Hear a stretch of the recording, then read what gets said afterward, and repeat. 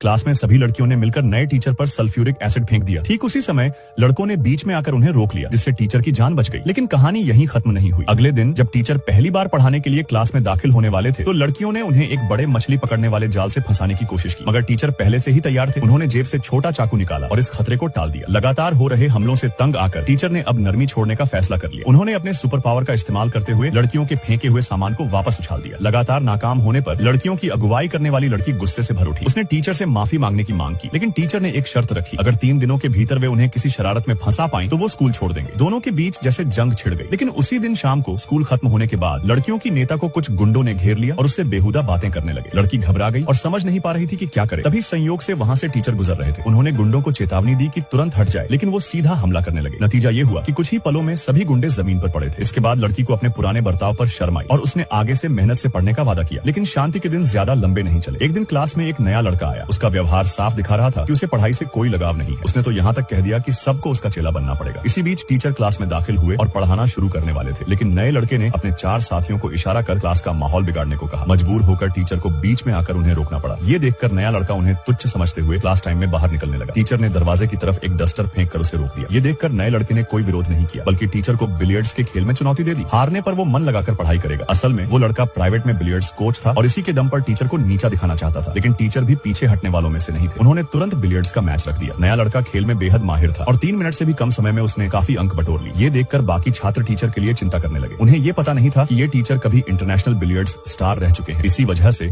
उन्होंने नए लड़के को एक भी मौका नहीं दिया और सिर्फ 1 मिनट में टेबल क्लियर कर दी। ये देखकर नया लड़का गहरे सोच में पड़ गया।